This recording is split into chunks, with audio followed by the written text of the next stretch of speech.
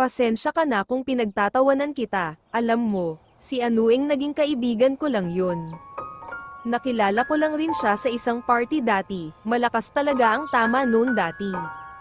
Hanggang ngayon pa rin pala, wait, ba't ba ako nag-e-explain sa'yo, na pataas ang isang kilay na tanong nito? Kasi, tinatanong kita, you're my father's lover, and his fiancé.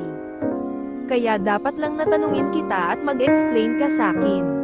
Nakangusong sagot naman niya habang nakataas din ang isang kilay, nagtaka naman ito nang biglang bumakas ang makahulugang mga ngiti niya sa labi, nang may pumasok na namang kalokohan na naglalaro sa kanyang isipan, salungat sa nararamdaman nito, na ikinatindig balahibo nito, nang maramdaman, ang makinis at malambot niyang paa habang ikinikiskas sa mga hita nito na nasa bandang ilalim ng lamesa, kunot noong saway nito habang iniiwas ang sariling mga paa sa ginagawa niya.